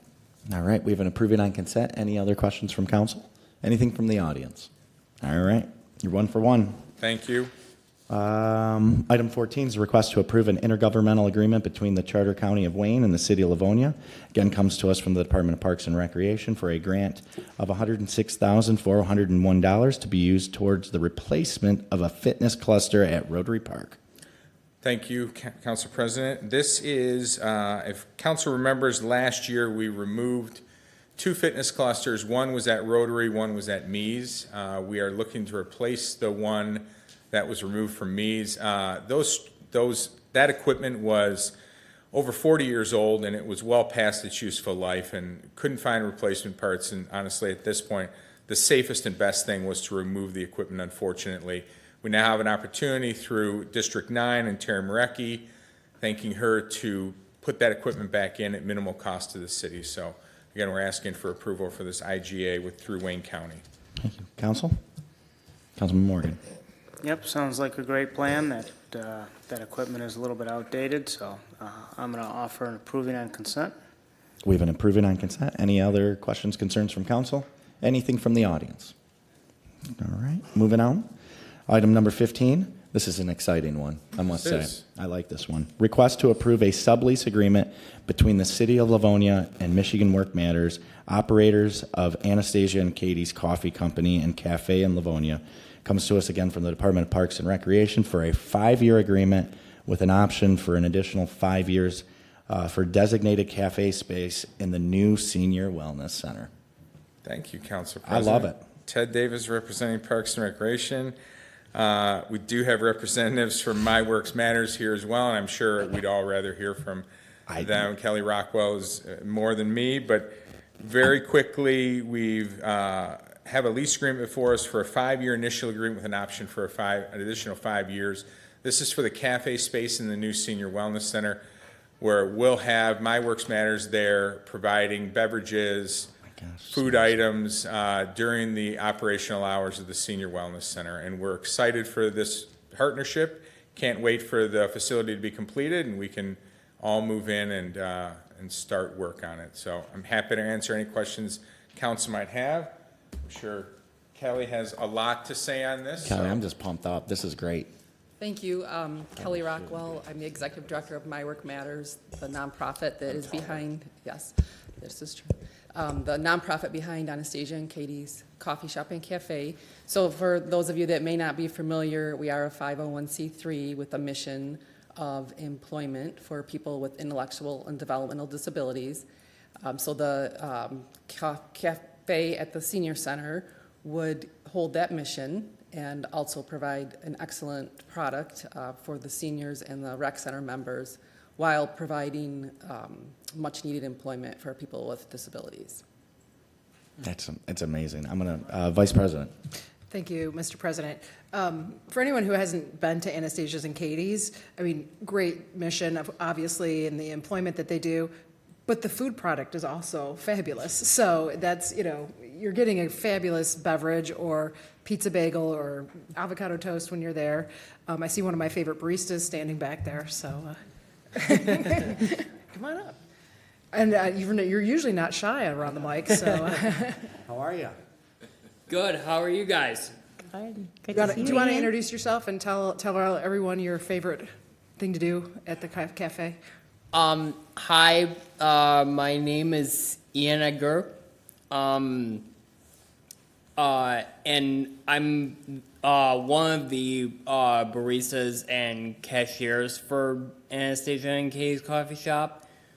To be honest, one of the best things about the coffee shop is just seeing all the customers there, and when people say that our products are good, it really makes my day. Let's be honest. Well, I can personally attest that Ian makes a mean vanilla iced latte, and he knows that I just like a splash of cream on top. There we go. Gets it right every time, so I appreciate that, Ian. Good to see you. Thank you. This is a fabulous project. I can't imagine anyone thinking otherwise. I'd be happy to offer an approving on consent for this, and I look forward to having another location that I can go visit. But if you haven't out there in TV land been to their location at 7 in Merriman, it's fabulous. So we appreciate the work you do, Kelly. Thank you. Thank you very much for the opportunity. We are very excited about it. So we have a large crew here of staff and board members as well. Thanks for hanging You out. could take the opportunity to promote your golf outing too. That's in August if you want Yes, to. we do have a golf outing on August 11th, which is our biggest fundraiser, an event that we host once a year. So, yes. It's a fabulous event. It's at Idlewild. Idlewild's a golf course in Livonia. Yes. It's on Just 5 keep Mile. reminding me. I'll keep sharing it. Well, no, you got the governmental affairs director. We'll make sure we get the city to post that out there and get it out to everybody. The millions of people are watching right now, so you just up the rating. So I appreciate that. Great. Anybody else from council? Awesome. You got an approving on consent. I think this is one of the coolest things since I've been on council to see. So congratulations. Thank We you. look forward Thank you to it, very guys. Great job, Ted. Let's give it up to him. I'll allow clapping on that one. Any comments or questions from the audience? All right, there we go. Okay. So moving on, this is a super long one. Thanks, appreciate that. Item 16 is a request to approve the holiday parade and tree lighting on Sunday, December 7th. We're talking about winter, 2025. Request to approve parade route and the closing of certain city streets to request permission from Wayne County to close Farmington Road from Linden to 5 Mile between the hours of 4 p.m. and 5 p.m. or until the road is returned to normal traffic operation. To authorize Senior Police Officer Mark Akalian to sign the road closure permit on behalf of the city, and that the city of Livonia will assume liability for any damage claims resulting in the road closure. Mr. Davis. Thank you, Council President. Again, this is a housekeeping item that we do every year. I don't know if we're thinking about winter, but we're trying to plan ahead for its eventual arrival. And hopefully, like last year, it'll be a really nice day and everyone will enjoy themselves. So again, looking for permission to request from Wayne County road closure. I'm not sure Officer Akalian would like being called Senior Police Officer Akalian. It was in there. But So if he sees this, it was in there. That's I know. what it was. I'm just reading what's there. I know. I'm a little concerned because senior or not, he could easily take me out. So I'll worry about that later. But again, we're just asking for the road closure. Route will begin on Stark, going down from Schoolcraft to Linden to Stark, and down Farmington Road into the Civic Center property. This is our normal route. No changes from last year. I'm happy to answer any questions council might have. Yeah. What? You want? Sure. Thank you, Mr. President. Yeah, this is a fun event. I know that Mrs. Spazinski, Mr. McCullough, we all marched in it last year. Toy had somehow she got a car. I don't know, but it's a fun event. I don't know. You don't Just have to say saying. anything. Yeah. Playing favorites, Ted. But anyway, no, it's a great event, and it ends at City Hall where we get to do the tree lighting right after, and it's a fun time. So, offer approving on consent. Any other questions or concerns from council? Anything from the audience? All right. Moving on to my other favorite item. Item 17 is a request to approve purchase and installation of an outdoor inline rink surface through the Sourcewell purchasing program. Comes to us again from the Department of Parks and Recreation to replace existing surface of an outdoor inline rink at the Jackie Kirksky Recreation Center. Mr. Davis. Thank you, Council President. We are looking to purchase and install sport court flooring for the outdoor inline rink at the Jackie Kirksey Recreation Center. Council remembers previously we have repaved this rink initially, and we're displeased with the product we received. We have not paid that vendor in full. Our options are limited. We did test out this product, and it really is designed for exactly what we're using it for, is slightly uneven surfaces, providing a top over that's going to really level out the playing surface and make it a much safer, better surface. Nice thing is, what we have underneath now is a stable, good surface, good enough for this product, and we won't have to touch this again for 20 years. So that's the positive. We are asking again, council to award this contract in the amount of $77,221.25 to Superior Sports Unlimited, and it being no benefit to us to competitively bid this project. This is governmental pricing, and they are a sole source provider in this state. So I'm happy to answer any questions council might have on this. And I'll tell council before, my selling tactic on this is we had all the young hockey players in, right? If you ever go up there and you see on a summer day, that rink is packed. And right now, honestly, you get some ponding and pooling. The sport court is what's used. So even our association, the kids get a lot out of it. So it's really good. We do off ice on it and stuff. So, Council Winchell. I'll be happy to offer an approving on consent. Thank you. Yes. Thank you, Mr. President. Thanks, Mr. Davis, for being here this evening. I know you mentioned the previous contract we approved for that surface. Yep. What is the difference in price going to be between what we did not pay the original contractor to now what we'll be paying here? We're going to be spending about $40,000 additional. But you think ultimately we'll be much happier with the product? I know we'll be much happier with the product because, and what I will say is, our solutions right now are sport court or grinding off the top 1.5 to 2 inches, removing boards and recoating it, and it's going to cost us more than $77,000 to do that. This is the best, most cost-effective option we have before us right now. And this material is pretty weather resistant. It is. It's designed for outdoors. I believe it is a 15-year warranty, but it regularly lasts over 20 years. Thank you, sir. Thank you, Mr. President. Thank you. Any other questions, concerns, comments? Anything from the audience? All right, we got an approving on consent on that one. Thank you very much. Tell happy birthday, and we'll wave it to him again, because he's probably going to be getting off now, watching his dad up there. Thanks, Ted. Thank you. Item 18 is award of bid, comes to us from the Department of Public Works for 2 valve maintenance trailers from budgeted funds. Tell us a little about these, man. How are you? Good evening, Council. Good. How about you? Good to see you. Ryan Farrell. Much like Mr. Davis, my son's birthday too, but he's 2, and he's definitely not watching this. If he is, his mom's not happy.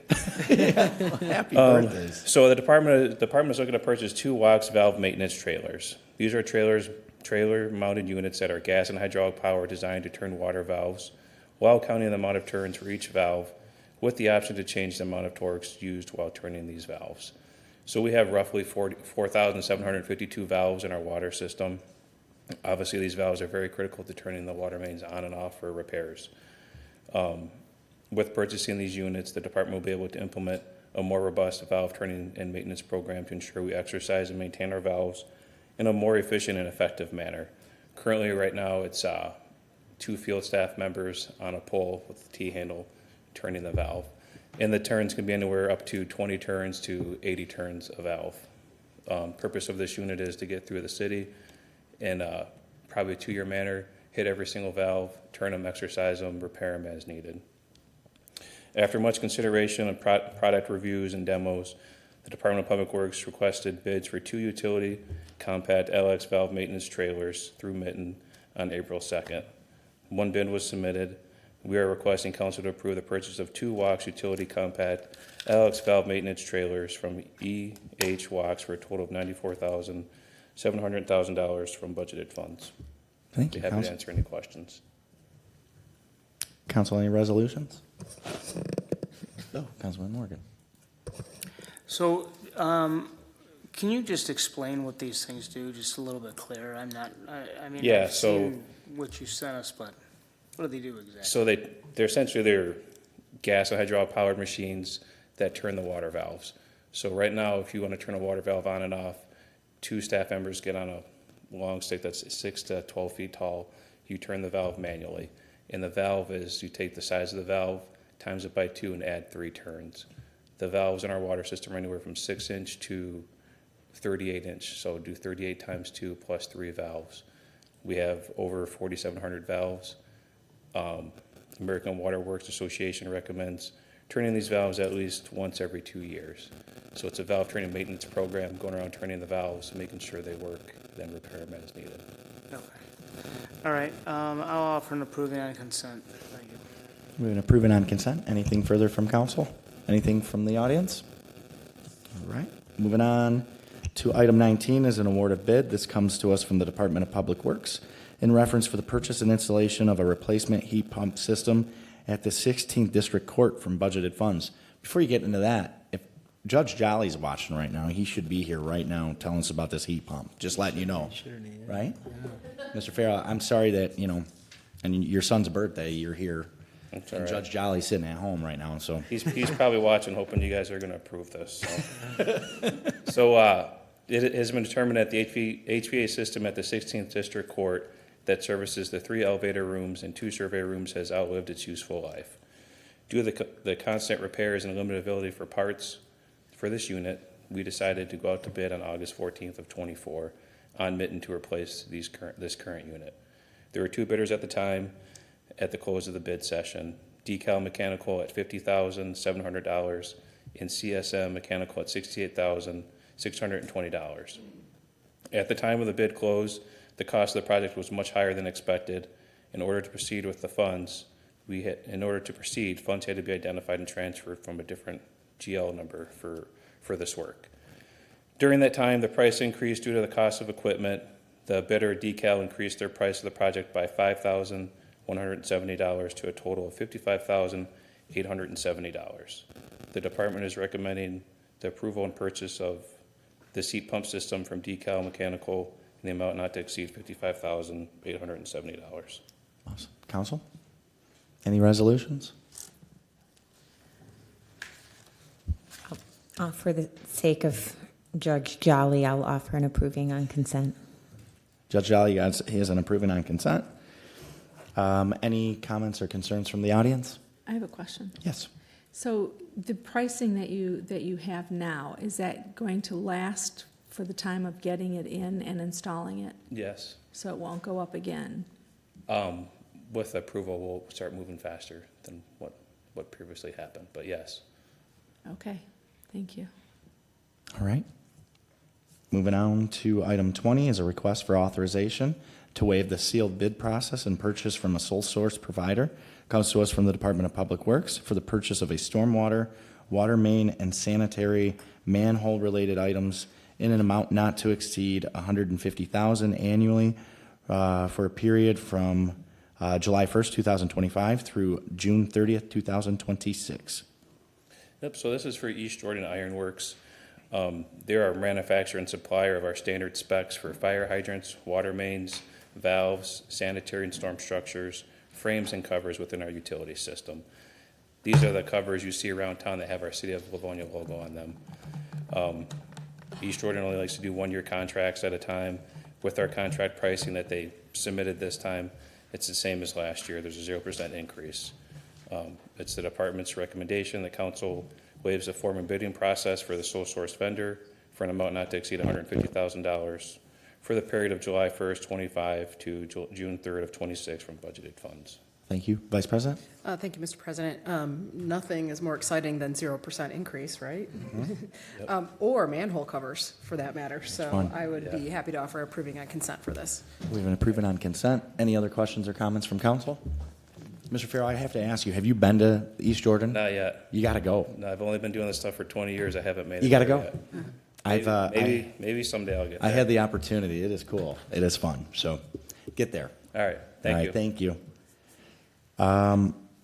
Any comments or concerns from the audience on our manhole covers? Seeing none? All right. Moving on to item 21 is a request to adjust water and sewer consumption rates, industrial surcharge rate, and industrial waste control charge.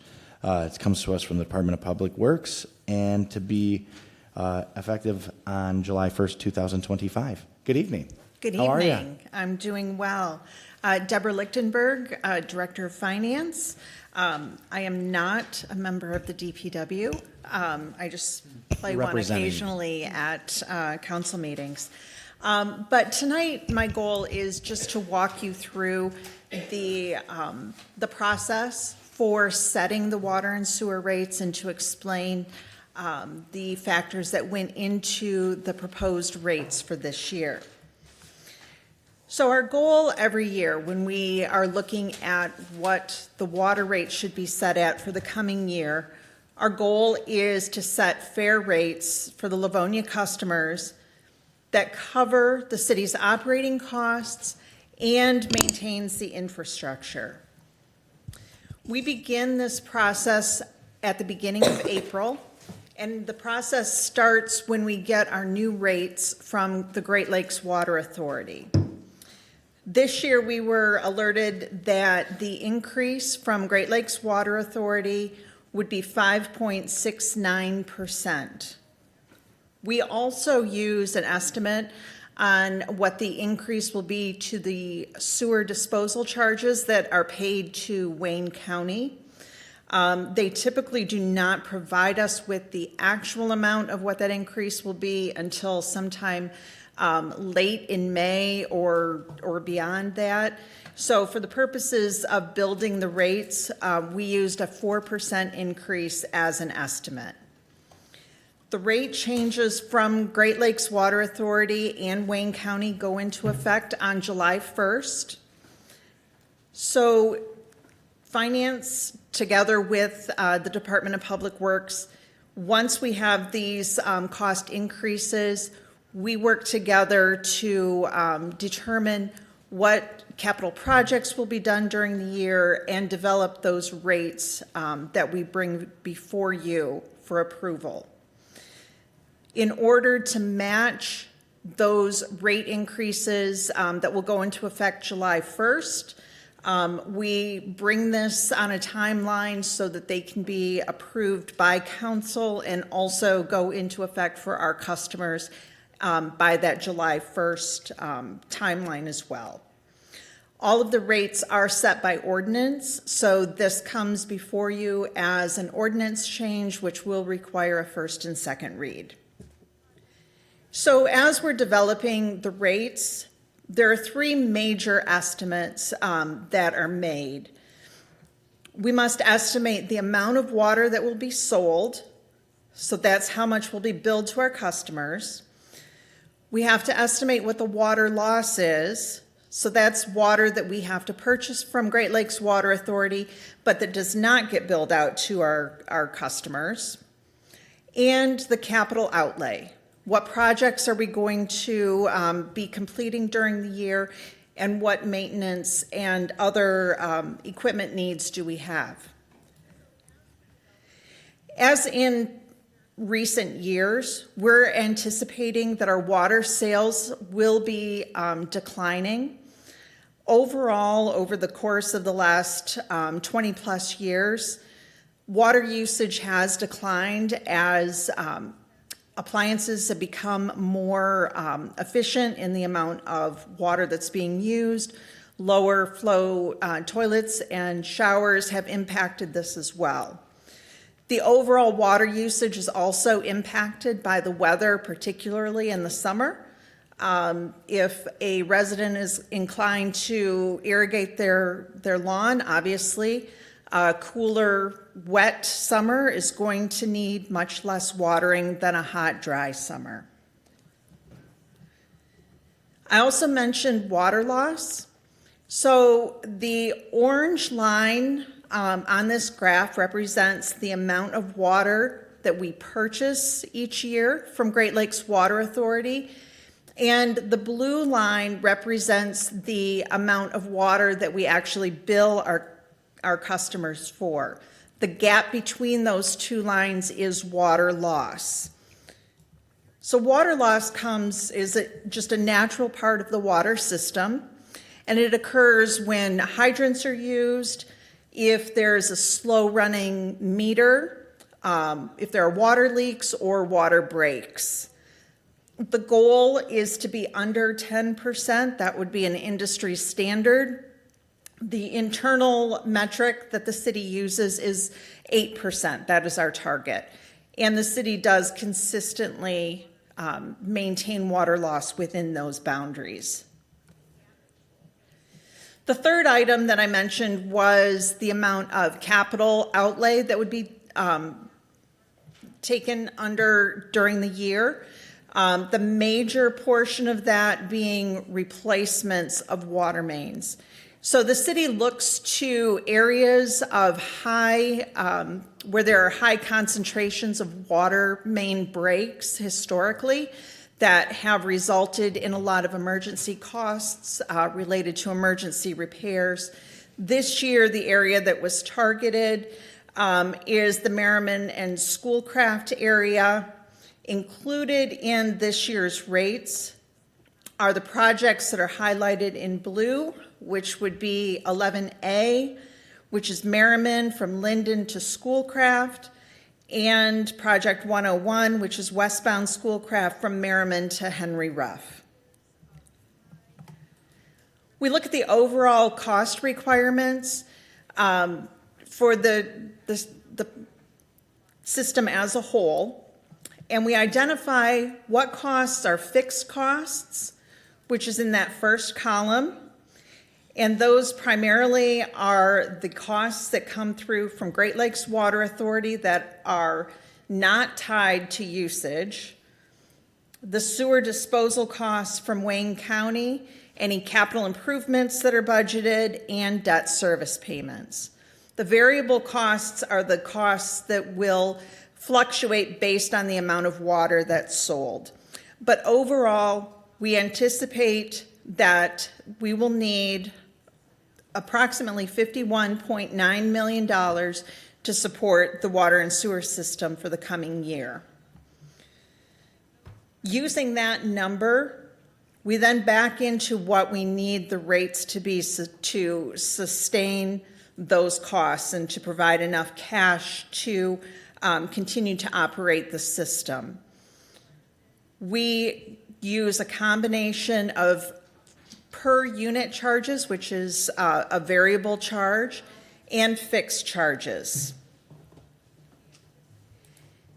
This year, we're proposing, this slide shows the change in the rates that we're proposing. I'm going to start on the third line down, which is the fixed charge. For every quarterly billing, there is a fixed charge of $73.25. We are not proposing any change to that amount this year. Going back up to the line 1 and 2, the increase being proposed for the water per billing unit would be an increase from $3.57 per unit to $3.91. And for sewer, it would be an increase from $3.35 per unit to $3.62. When we look at that center section, which is the medium usage, which we say is an average household, that change in pricing is about a 5.76% increase, which, as you recall, looking back at the Great Lakes Water Authority increase, is approximately that same amount. So on a quarterly basis, that would be a $12.20 increase, a little over $4 a month. We also show the low usage, which would be a 1 or 2 person household. For the lower usage that uses 10 units or less, that increase would be a little over 4%. And for higher use customers, it would be about 6.5%. So historically, this shows an 11-year history.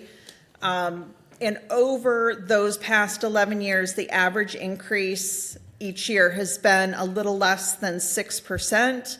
So this year's increase of 5.76% is average compared to previous years. As I mentioned before, we're not adjusting the fixed fee portion of the rates this year. They will continue to be $73.25. When we look at that fixed fee, it's important to note that we do not recover all of the costs that we have on a fixed basis from that fixed fee alone. It would result in a much higher fixed fee for our customers. So as a result of that, the city does take on more risk because we are then treating a portion of those fixed costs as variable. So if we don't sell as much water as we expect, we have to use our reserves to cover those costs.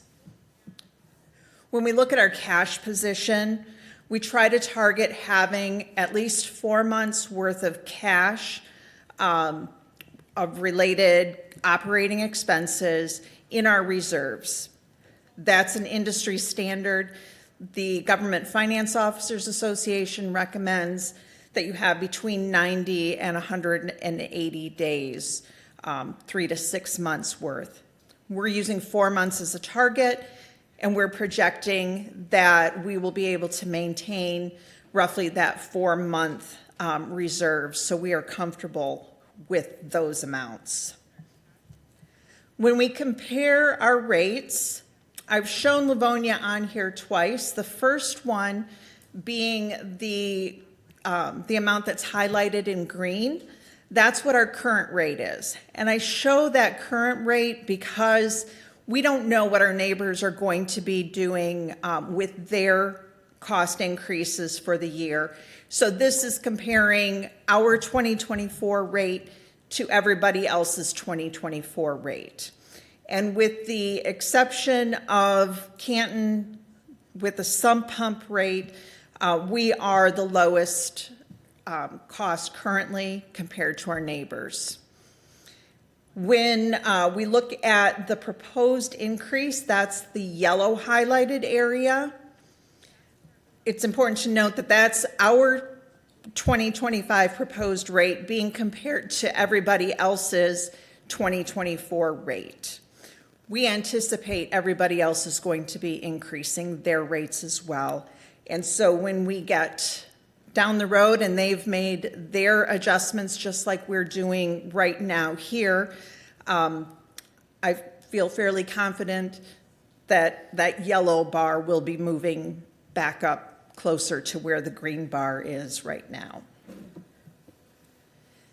And this is just a quick shot of the top 10 water customers. As you would expect, the major employers and the major manufacturing entities are some of our largest users, as well as healthcare and colleges and hotels. Just a few quick facts. We have just over 39,000 water customers across the city. We issue almost 171,000 water bills annually. Most of our customers are on quarterly bills, but we do have some that are also on monthly billing cycles. We have a little over 6,800 water customers that are on auto pay features, and about 3,000 of our customers receive their bills electronically. And every year we're hoping to get more people on auto pay and more people electing to receive their water bills electronically. If anyone is interested in doing that, they can contact the water department and we'd be happy to get them set up on that. So that ends the presentation on the rates. Again, the information in the packet outlines the very specifics of the ordinance changes, and I'm happy to answer any questions you may have. Thank you very much. That was a very detailed, and we appreciate it. Vice President. Thank you, Mr. President. And, you know, I've sat with Debbie, and we've talked about this. This is a complicated formula, really, to come up with all this. And really, when you look at it, the rate increases are pretty much a pass-through from what we're getting from the Great Lakes Water Authority.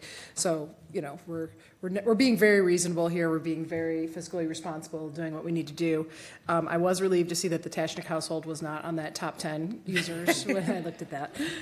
But anyway, I will offer an approving on the regular for this. And I know it's actually an ordinance, so we have to do a first read. So. Councilman Donovan. Thank you, Mr. President. Thank you for being here this evening. Great presentation. This presentation is on the council packet, so if any residents would like to go back into the slides, you'll just go to our city council website, and it just goes to show how transparent we are. I mean, great presentations. We put it all out there for the public to see. Our budget's on the website. You can see where all the dollars and cents are spent. It costs roughly $51 million a year to operate water and sewer in Livonia. Yes, it does. And again, I know Council Vice President touched on it, you touched on it. We don't make money off of our water and sewer. We're passing through, we buy the water from GLWA. We pass through that fee, what was it, 5.9 or 5.7% percent increase? And then Wayne County takes our sewer. We're uphill of Wayne County where they store it all downstream, so they take care of all the sewage. Correct. Okay, and I thought it was very informative to see where we're at and the scale of comparable communities and our neighbors. I know a lot of times we get stuck in these silos where we think Livonia's, doing this bad or doing this wrong, and you look at our millage rate, we're the second lowest in Wayne County for cities. You look at our water rates, we're right now the second lowest in our area, and I know you mentioned that we suspect other communities will be adjusting their water rates accordingly. What happens if we don't adjust our water rates? What happens if City Council said no? What would we do then? So if we did not adopt this increase, we would have to most likely dip into our reserved cash. And that 4-month reserve that I mentioned would shrink. Again, it is one of those situations where there's science and art because we're estimating what we're going to be selling. And, most of us as residents, we pray for a sunny summer, and we do the same thing on the water side because we really like it when people water their lawn, and we hit the targets that we're estimating for water usage. But without an increase, it depletes. It does a couple of things. One, we're not likely to be able to do the infrastructure improvements that we know need to happen within an aging structure. So we would have to cut back on capital projects, and we would have to dip into those reserves, leaving us more vulnerable. And with the water rate and water infrastructure money, we don't take money from other places and move money around. Whatever money comes into this fund is only spent on this fund, correct? Correct. I know over the years there's been some conversation of a water tower, the pros versus cons. Can you quickly touch on that, of the water tower theory? So it has been discussed over the years. This is one where I can't really play DPW director. Ryan, do you have? Ryan has a little bit more that he can give you. And just briefly, we don't need the full science behind you guys getting all excited about water towers. Yeah, a lot of this was started before I was employed with Livonia, but essentially the water tower, when we first looked at it 15 years ago, it was $8 to $10 million, and the ROI was 4 to 5 years. Now it's $20 million to $25 million, and you're talking 12 to 16 years return of investment. Okay. So we decided it's not worth the investment. Yeah. And basically the theory behind water towers is we're able to purchase water at a lower rate during the nighttime, and it's cheaper, and we can store the water throughout the day, and the residents are able to use that water at a cheaper rate. Essentially. Okay. And water towers have doubled, quadrupled in price apparently. And Great Lakes Water Authority is trying to get away from people having storage towers, so they're changing their methodology around charging rates. So that's not really advantageous for cities to have water towers anymore. So they're shifting the goalposts. So thank you, Mr. President. Appreciate it. Anything else from council? So we do have a resolution on the table, obviously. Any questions from the audience? Seeing none. With that, that concludes the study meeting. I'm going to go back to the audience again for any comments, concerns, questions that are not on the agenda. Seeing none. Oh, you coming up? All right.